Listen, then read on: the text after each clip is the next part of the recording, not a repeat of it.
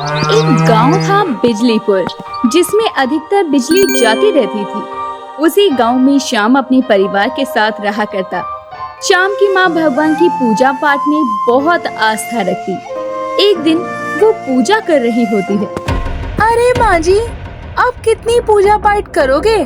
आपको पता है इसमें बाती घी और तो और आप तो अगरबत्ती भी जलाते हो तो वो भी बर्बाद होता है।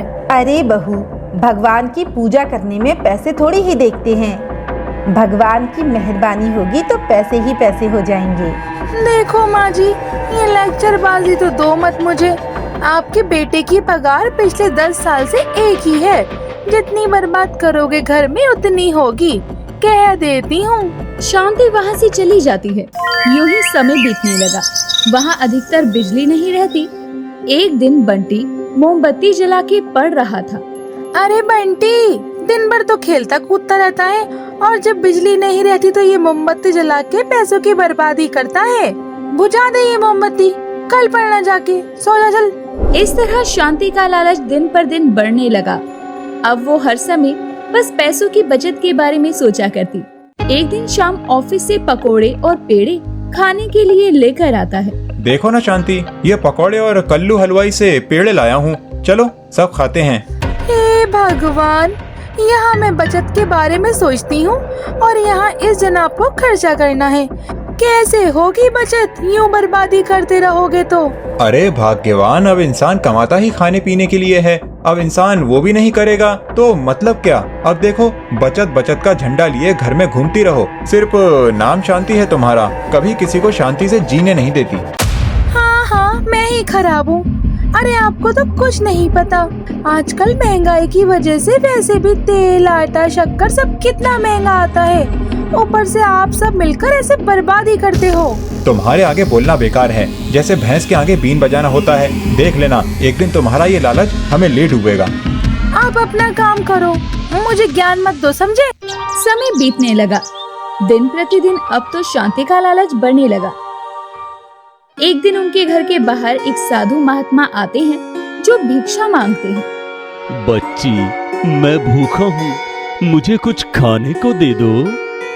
साधु महाराज, आजकल महंगाई कितनी है, उसमें क्या खाएं और क्या लोगों को दें? अरे बच्ची, एक साधु को रोटी देना पुण्य का काम होता है, समझी? शांति फिर अंदर से 2-3 दिन पहले की बासी रोटी लाकर साधु को दे देती है।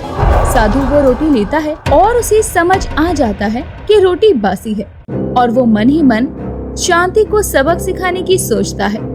बच्ची, मैं तुमसे बहुत खुश हुआ। ये लो जादुई डंडा जो तुम्हारा सारा काम करेगा, साथ ही ये अपने जादू से खाना भी ला देगा। अरे वाह, इसका मतलब तो अब खाने की बचत होगी। अरे वाह, मजा आ गया। लेकिन याद रखना, तुम उसे कोई भी काम दो, फिर वो डंडा करे बिना नहीं रुकेगा, तो सोच समझ के कहना। अब तो शांति सब काम उस डंडे से करवाती, खाना तक मंगवा लेती थी। ऐसे ही समय बीतने लगा। एक दिन शांति डंडे से काम कर रही थी कि तभी बंटी की बॉल आकर शांति को लग जाती है। शांति गुस्से में बंटी को खूब डांटती है और फिर डंडे से गुस्से में कह देती है कि आज तो डंडे बंटी को छोड़ना मत, वो बहुत बदमाश हो गया है और उसे सबक सिखा के ही दम लेना। फिर क्या था, अब तो जोर जोर से वो डंडा बंटी को मारने लगता है। बंटी के सर से खून निकलने लगा। ये देखकर शांति जोर जोर से रोने लगी। वो बंटी को बचाकर खुद मार खाने लगी। वो डंडा रुकने का नाम ही नहीं ले रहा था।